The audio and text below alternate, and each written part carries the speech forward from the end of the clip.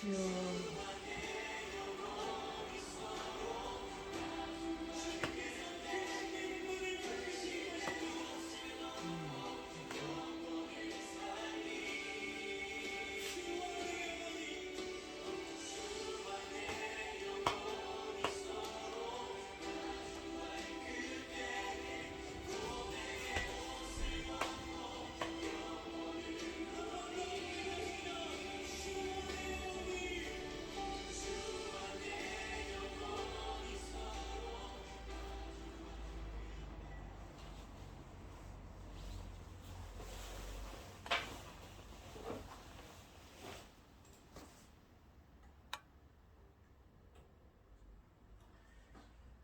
(4월 6일) 주일 예배를 시작하겠습니다. 여호와는 나의 목자시니 내게 부족함이 없으리로다. 그가 나를 푸른 풀밭에 두이시며 쉴 만한 물가로 인도하시는도다. 내 영혼을 소생시키시고 자기 이름을 위해 의의 길로 인도하시는도다. 내가 사망의 음침한 골짜기로 다닐지라도 해를 두려워하지 않을 것은 주께서 나와 함께 하심이라. 주의 지팡이와 막대기가 나를 안위하시나이다. 주께서 내 원수의 목전에서 내게 상을 차려주시고 기름을 내 머리에 부으셨으니 내 잔이 넘치나이다. 내 평생의 선하심과 인자하심이 반드시 나를 따르리니 내가 여호와의 집에 영원히 살리로다. 아멘. 저희들을 창세전에 택정하시고 여기까지 인도해 주신 주님 감사드립니다. 오늘 예배 가운데 임재하여 주시고 이 예배가 신령과 진정으로 드려지는 예배가 되게 하여 주시옵소서. 이 모든 말씀 거룩하신 예수님의 이름으로 기도드립니다. 아멘. 찬송가 23장입니다.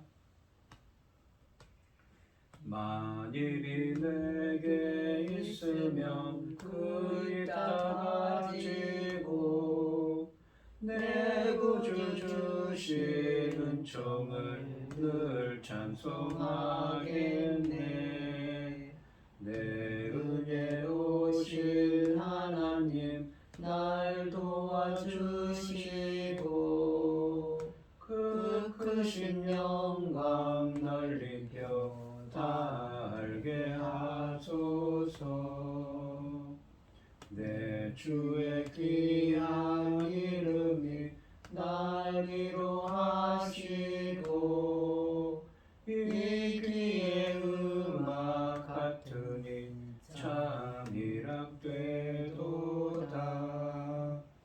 내 죄의 권세 깨뜨려 그 결박 푸시고 입추한 마음을 비로소 고청케 하셨네. 아멘. 사도신경 하시겠습니다. 전능하사 천지를 만드신 하나님 아버지를 내가 믿사오며 그 외아들 우리 주 예수 그리스도를 믿사오니 이는 성령으로 잉태하사 동정녀 마리아에게 나시고 본디오 빌라도에게 고난을 받으사 십자가에 못 박혀 죽으시고 장사한 지 사흘 만에 죽은 자 가운데서 다시 살아나시며 하늘에 오르사 전능하신 하나님 우편에 앉아 계시다가 저리로서 산자와 죽은 자를 심판하러 오시리라. 성령을 믿사오며 거룩한 공예와 성도가 서로 교통하는 것과 죄를 사하여 주시는 것과 몸이 다시 사는 것과 영원히 사는 것을 믿사옵나이다. 아멘. 교동문 68번입니다. 외치는 자의 소리여 이르되 너희는 광야에서 여호와의 길을 예배하라. 사막에서 우리 하나님의 들을 평탄하게 하라. 골짜기마다 도두어지며 산마다 언덕마다 낮아지며 고르지 아니한 곳이 평탄하게 되며 험한 곳이 평지가 될 것이요 여호와의 영광이 나타나고 모든 육체가 그것을 함께 보리라. 이는 여호와 입이 말씀하셨느니라. 말하는 자의 소리여 이르되 외치라 대답하되 내가 무엇이라 외치리이까 하니 이르되 모든 육체는 불이요 그의 모든 아름다움은 들의 꽃과 같으니 푸른 마르고 꽃이 시듬은 여호와의 기운이 그 위에 붐이라. 이 백성은 실로 풀이로다. 푸른 마르고 꽃은 시드나 우리 하나님의 말씀은 영원히 서리라 하라. 아멘. 찬송가 401장입니다. 주의 곁에 있을 때 마음이 든든하오니 주여 내가 살 동안 인도하여 주소서. 주여 주여 나를 인도하소서. 바른 세상 살 동안 주여 인도하소서. 피난처인 예수여 세상 물결험할 때 크신 은혜 베푸사 나를 숨겨주소서. 주여 주여 나를 인도하소서. 바른 세상 살 동안 주여 인도하소서. 세상 풍파 지난 후 영화로운 나라와 눈물 없는 곳으로 들어가게 하소서. 주여 주여 나를 인도하소서. 바른 세상 살 동안 주여 인도하소서.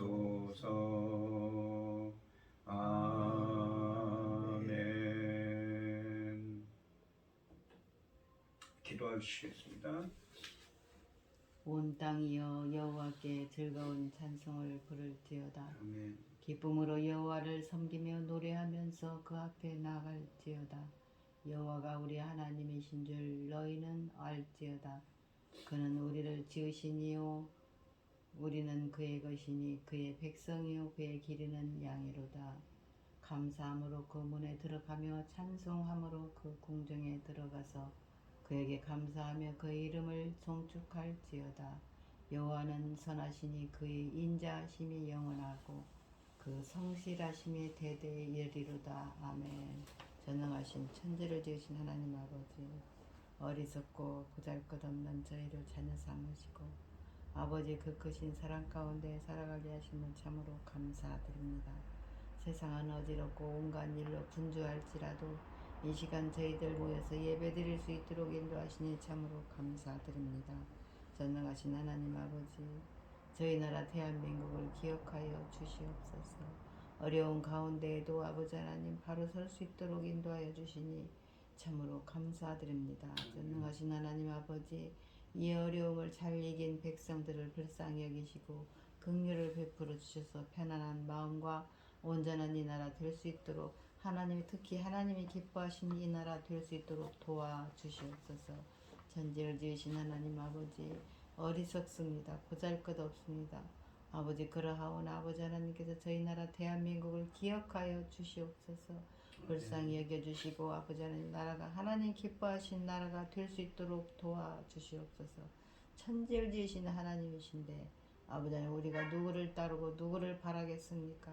온전히 저희 나라 온 민족이 하나님만 섬기는 이 나라 될 수 있도록 도와주시옵소서. 운명하신 하나님 아버지 천금 같은 귀한 열매 거두실 이 중대한 사명을 지고 당신의 사랑하는 종 열매 거둘 말씀으로 강단에 세우셨으니 이 말씀으로 아버지께서 기뻐 받으실 열매들이 넉넉히 나올 수 있기를 간절히 소원하옵고 이 모든 말씀 억만 죄악 가운데에서 우리를 구원하여 주신 예수 그리스도 이름으로 기도드리옵나이다. 아멘. 아멘. 오늘 함께 하실 하나님의 말씀은 마태복음 10장 9절로 15절 말씀입니다. 마태복음 10장 9절에서 15절까지 말씀입니다. 제가 먼저 읽겠습니다. 너희 전대에 금이나 은이나 동을 가지지 말고 여행을 위하여 배낭이나 두벌 옷이나 신이나 지팡이를 가지지 말라. 이는 일꾼이 자기의 먹을 것 먹을 마땅합니다. 아멘. 어떤 성이나 마을에 들어가든지 그 중에 합당한 자를 찾아내어 너희가 떠나기까지 거기서 머물라. 또 그 집에 들어가면서 평안하기를 빌라. 그 집이 이에 합당하면 너희 빈 평안이 거기 임할 것이요 만일 합당하지 아니하면 그 평안이 너희에게 돌아올 것이니라. 누구든지 너희 영접하지도 아니하고 너희 말을 듣지도 아니하거든 그 집이나 성에 나가 너희 발에 먼지를 떨어 버리라. 내가 진실로 너희에게 이르노니 심판날에 소돔과 고모라 땅이 그 성보다 견디기 쉬우리라. 아멘. 찬송가 499장입니다. 흑암에 사는 백성들을 보라. 수많은 심령 멸망하겠네. 그 누가 갈까 주의 복음 들고 생명을 구원하는 곳으로. 큰 권세 주께 있으니 큰 권세 주께 있으니 너는 가서 주의 복음 전하라. 주가 너 항상 지키리라. 구원의 문은 넓게 열렸으니 십자가 군병 일어나거라. 너희의 힘을 하나로 뭉쳐서 죄악의 쇠사슬을 끊어라. 큰 권세 주께 있으니 큰 권세 주께 있으니 너는 가서 주의 복음 전하라. 주가 너 항상 지키리라. 왜 너는 멸망길을 가려느냐. 충성 듣고 응답하여라. 널 구원하러 예수 죽었으니 생명의 참된 복음 전하라. 큰 권세 주께 있으니 큰 권세 주께 있으니 너는 가서 주의 복음 전하라. 주가 너 항상 지키리라. 온 천하 만민 승리의 그날에 영광과 찬송 주께 드리네. 속죄함 입어 구원받았으니 기쁘게 할렐루야 부르세. 큰 권세 주께 있으니 큰 권세 주께 있으니 너는 가서 주의 복음 전하라. 주가 너 항상 지키리라. 아멘. 오늘 함께 하실 하나님의 말씀의 제목은 합당한 자입니다. 1절부터 8절까지 말씀에서 예수님은 12 제자를 세우시고 파송하시면서 어떠한 자세와 태도를 가져야 하는지를 가르치셨습니다. 이 오늘 본문 말씀에서도 이 말씀이 계속되고 있습니다.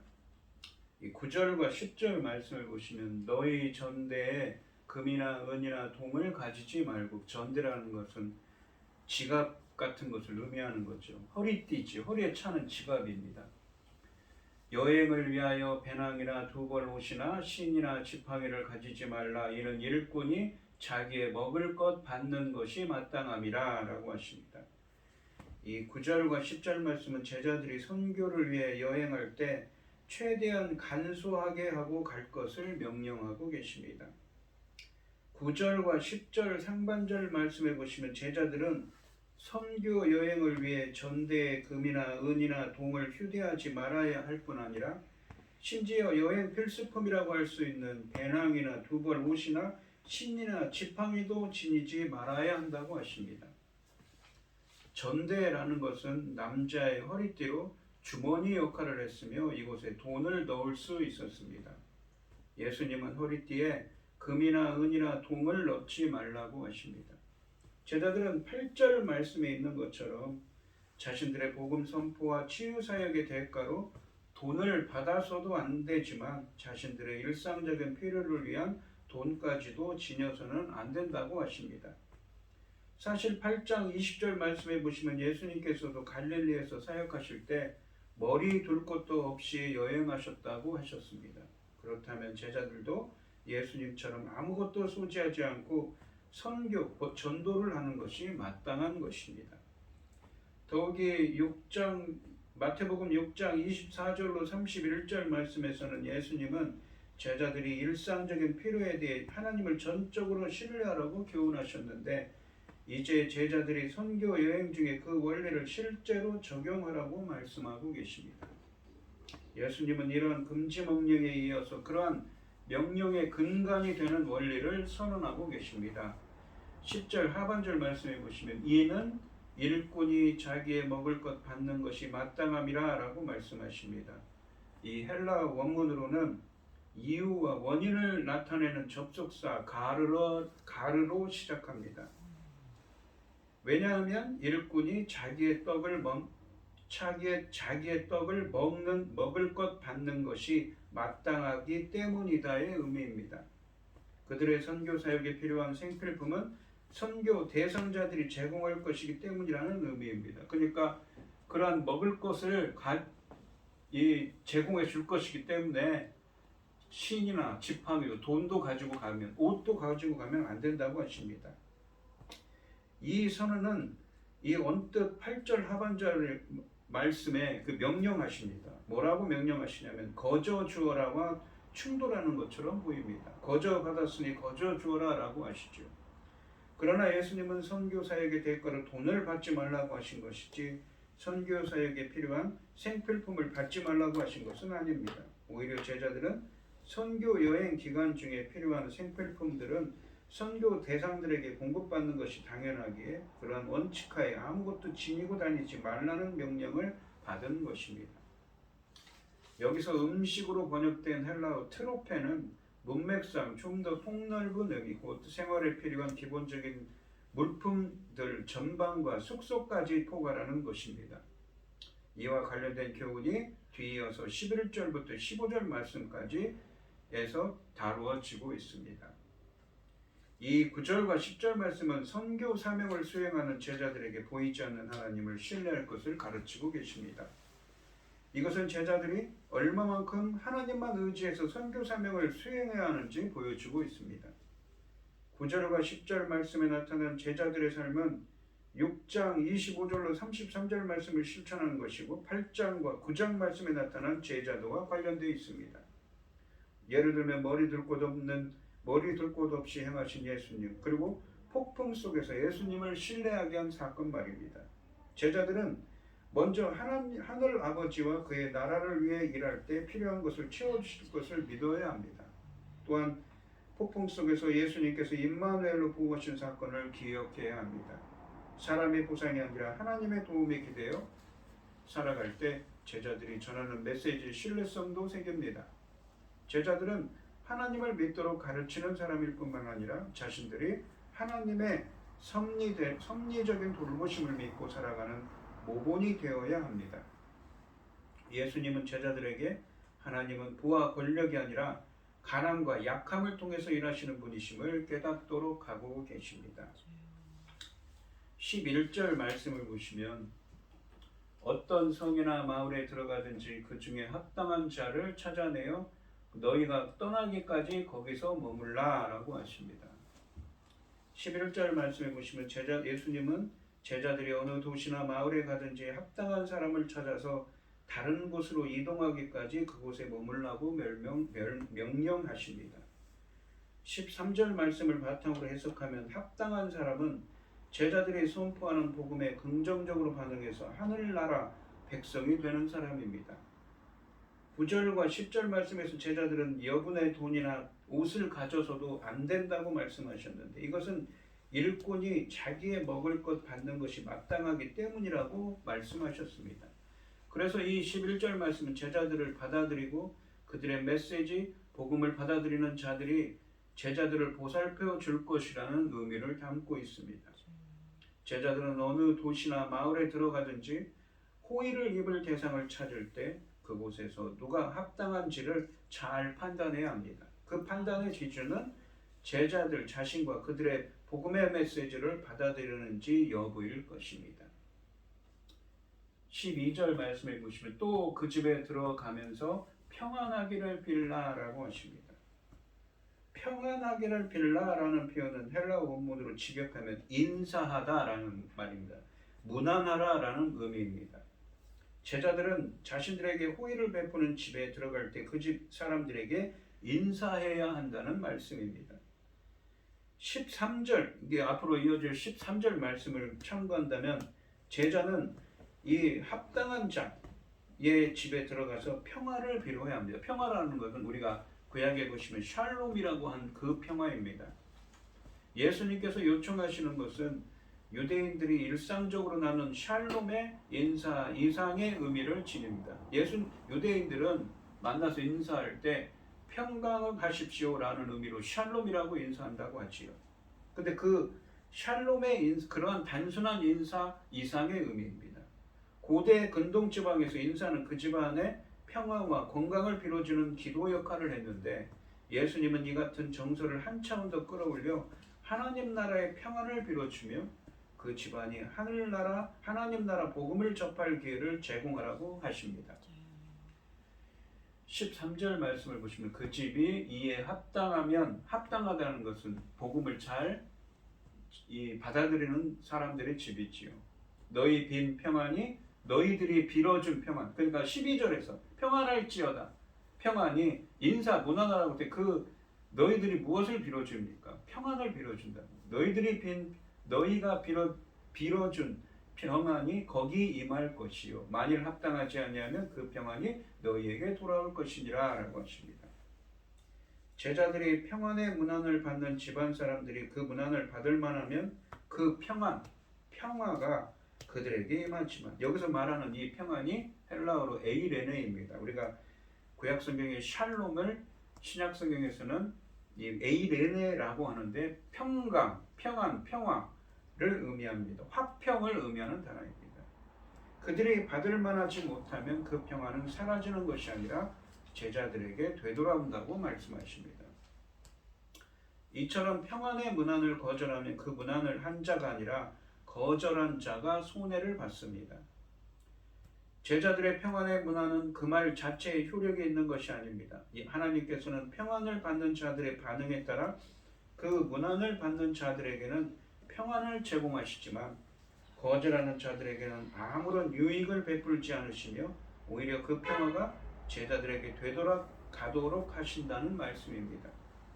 여기서 평안으로 번역된 헬라어 에이레네는 이 히브리어로는 샬롬입니다. 그러니까 70인역 성경으로 구약 히브리어를 헬라어로 번역한 성경에서 샬롬을 에이레네로 번역한 것입니다.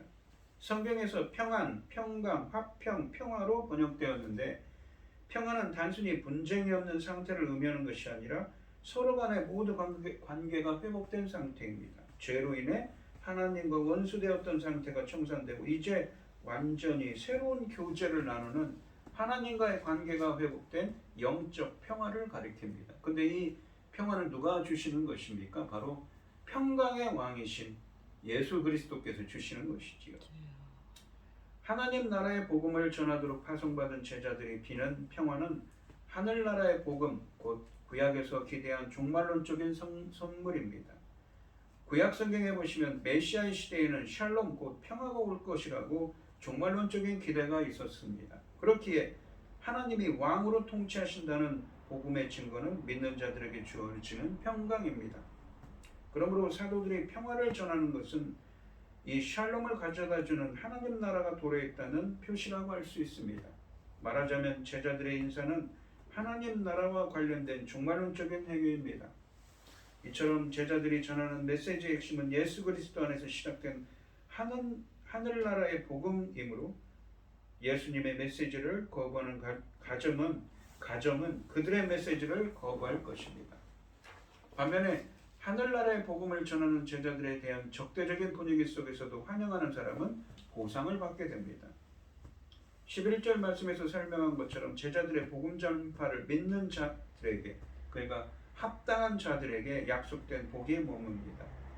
평화는 이 하늘나라의 복음을 제자들을 통해서 듣고 믿음으로 반응하는 또는 환영하는 사람들에게 주어진 구원의 효과와 결과입니다. 평화의 반대는 복음을 환영하지 않는 자들에게 주어지는 심판의 효과와 결과입니다. 그러므로 평화를 얻거나 얻지 못하는 것, 구원과 심판을 결정하는 것은 제자들이 전하는 메시지에 대한 반응으로 결정되는 것입니다. 제자들은 보낸 자인 예수님의 권위에 근거해서 평화를 전하기 때문에 평화를 받아들이고 거절하는 것은 예수님을 받아들이고 거절하는 것과 같은 것입니다. 14절과 15절 말씀은 복음에 대한 부정적인 말씀에 대해 제자들이 보여야 할 자세에 대해 말씀하십니다.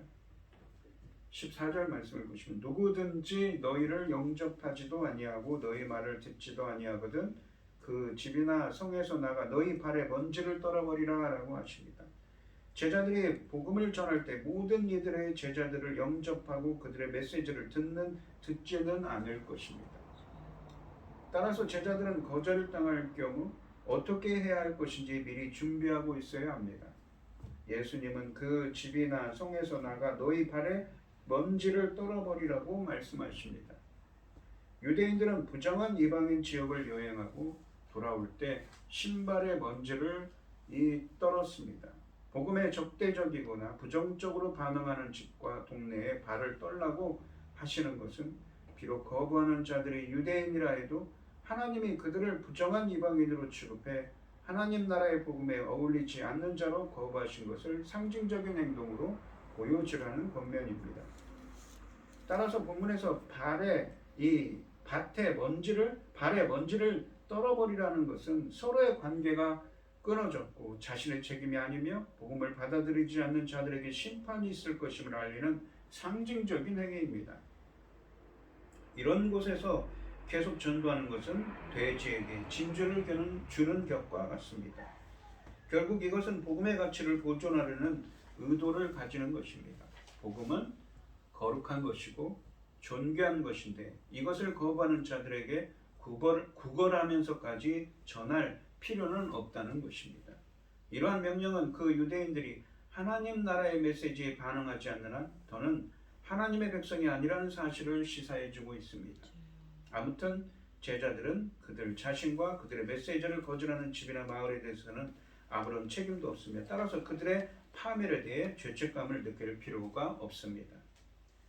만일 사람들이 예수님과 제자들이 전한 복음을 거부한다면 하물며 우리가 전한 복음은 얼마나 더 거부하려고 하겠습니까? 그러므로 전도가 잘 안 된다고 선교가 어렵다고 좌절하지 말아야 합니다. 주님도 거부당하셨다면 우리가 거부당하는 것은 당연한 일입니다. 결코 연연하지 않고 계속 전하면 됩니다. 하나님은 종종 우리에게 합당한 자를 만나는 복을 주실 것입니다. 15절 말씀을 보시면 내가 진실로 너희에게 이르노니 심판날에 소돔과 고모라 땅이 그 성보다 견디기 쉬우리라 라고 하십니다. 예수님은 제자들과 그들의 메시지를 거절한 성들이 직면할 처참한 심판을 인상적으로 예고하고 계십니다. 심판날의 소돔과 고모라 땅이 그 성보다 더 견딜만할 거라고 하십니다. 여기서 진실로라는 표현은 예수님의 심판 예고의 엄중함을 드러내고 있습니다. 심판날이라는 것은 최후의 심판을 의미합니다. 소돔과 고모라는 사악함이 극에 달하여 하나님의 재앙으로 파멸한 도시들입니다. 그런데 예수님의 대표자들로 파송된 제자들을 거절한 성들은 이 성들보다 더 심각한 파멸에 직면하게 된다는 말씀입니다. 그들은 이전 세대가 듣지 못했던 하나님 나라의 복음을 듣고서도 올바로 합당하게 반응하는데 실패하였고, 따라서 더 큰 특권의 기회를 거절한 그들은 더 큰 심판에 직면할 수밖에 없다는 것입니다. 복음을 받아들이지 않는 자들은 궁극적인 심판, 즉 사망과 지옥의 영광을 받게 될 것입니다. 하나님의 계시가 밝히 드러나면 드러날수록 계시를 듣는 사람들의 책임 역시 커지는 법입니다. 커지는 법입니다. 오늘 본문 말씀을 보시면 복음을 전하는 자는 물질 문제를 조심해야 합니다. 주님은 너희가 거저 받았으니 거저 주라고 8절에서 말씀하셨습니다. 복음을 전하는 자가 삭군이 되어서는 안 됩니다. 복음을 전하는 것을 생계수단으로 삼아서도 안 됩니다. 우리는 순수한 마음으로 복음을 전해야 하고 모든 영광은 우리 하나님께 돌려야 합니다. 이 복음의 가치는 복음을 전하는 사람의 자세에 따라 더욱 드러납니다. 오직 하나님을 신뢰하면서 열심히 복음을 전해야 하는 것이지요. 또한 선교 사명을 수행하는 제자들에게 보이지 않는 하나님을 신뢰할 것을 가르치고 계십니다. 이것은 제자들이 얼마만큼 하나님만 의지해서 선교 사명을 수행하는지 보여주고 있습니다. 9절과 10절에 나타난 이 제자들의 삶은 이 마태복음 6장과 8장 9절 말씀에 나타난 제자도와 주님 말씀과 관련된다고 했습니다. 제자들은 하늘 아버지와 그의 나라를 위해 일할 때 필요한 것을 채워주실 것을 믿어야 하며, 또한 폭풍 같은 고난 속에서도 예수님께서 임마누엘로 보호하신 사건을 기억해야 합니다. 제자들은 하나님을 믿도록 가르치는 사람들 뿐만 아니라 자신들이 하나님의 섭리적인 돌보심을 믿고 살아가는 모본이 되어야 합니다. 예수님은 제자들에게 하나님은 부와 권력이 아니라 가난과 약함을 통해서 일하시는 분이심을 깨닫도록 하셨습니다. 하늘나라의 사역자들은 평화를 전하는 정체성을 갖습니다. 이 평화의 메시지와 삶을 받아들이는 사람들은 평화의 복음을 누리는 특권을 얻게 됩니다. 그러나 제자들은 배척하는 사람들이 생긴다고 해서 좌절할 필요가 없습니다. 왜냐하면 제자들이 전한 평화는 사라지지 않고 자신들에게 그대로 돌아올 것이기 때문입니다. 또한 사람들의 반대와 배척은 제자들에게 책임이 있다는 뜻이 아니기 때문입니다. 이처럼 하나님은 제자들을 참으로 존귀하게 여기심으로 그들에 대한 다른 사람들의 평가에 대해 직접 반응하실 것입니다. 그러므로 예수님의 파송을 받는 인생은 경제적으로 어렵고 사회적으로 소외되는 것으로 보여도 실패한 인생은 아닌 것입니다. 그리고 만일 사람들이 예수님과 제자들이 전한 복음을 아까도 말씀드렸듯이 그렇게 거부한다면 하물며 우리가 전한 복음은 얼마나 더 거부하려고 하겠습니까? 우리가 결과에 연연하지 않고 우리는 계속 전하면 됩니다. 하나님은 종종 우리에게 합당한 자를 만나는 복을 주실 것입니다. 오늘 이 시간 복음에 대한 확신과 전도자의 자부심을 가지고 담대하게 복음을 전하는 예수님의 제자가 되시고 복음에 합당한 자를 만나게 되시기를 주님의 이름으로 축원드리겠습니다. 기도하겠습니다. 하나님 아버지, 오늘 주신 하나님의 말씀에서 제자들을 파송하시면서 말씀하십니다. 그들의 그 선교의 대가로 돈을 받지 말고 말 것이며 합당한 자를 만나면 그들로부터 필요한 것들을 얻으라고 하십니다. 모든 것을 전적으로 하나님만을 의지하며 사역을 하라고 말씀하십니다. 저희들도 복음에 대한 확신과 전도자의 자부심을 가지고 담대하게 복음을 전할 때 복음에 합당한 자를 만날 수 있도록 주님 인도하시고 함께하여 주시옵소서. 이 모든 말씀 거룩하신 예수님의 이름으로 기도드리옵나이다. 아멘. 찬송가 312장입니다.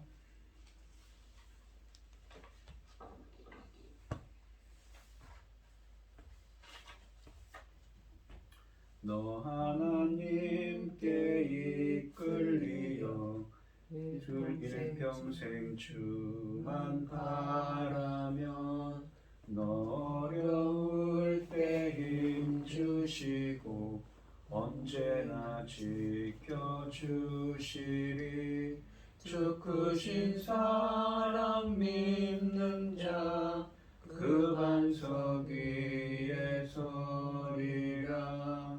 너 설레는 맘 가다듬고 희망 좀 기다리면서 그 은혜로우신 주의 뜻과 사랑에 만족하여라. 우리를 불러주신 주 마음에 소원하신다. 주 찬양하고 기도하며 내 봉분 힘써 다하라. 주 약속하신 모든 은혜 내게서 이루어지리라. 참되고 의지하는 자 주께서 기억하시리. 아멘. 기도하겠습니다. 참 감사하신 하나님, 오늘 주신 말씀처럼 저희들도 하나님의 복음을 잘 담대하게 전하게 하여 주시옵시며 복음에 합당한 자를 만날 수 있도록 은혜 베풀어 주시옵소서. 오늘 이 시간 주님의 말씀에 감사드리며 주님의 은혜에 감사드리며 귀한 예물을 드리는 손길들이 있습니다.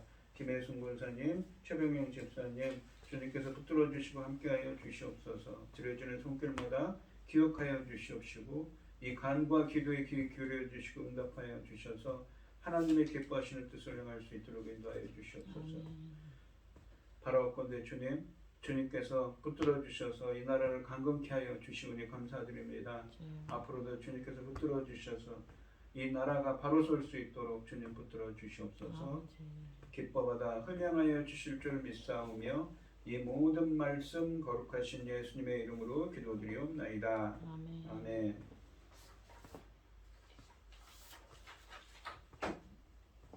찬송 5장을 하시고 축도하심으로 오늘 예배를 마치겠습니다. 이 천지간 만물들아 복 주시는 주 여호와 전능성부 성자 성령 찬송하고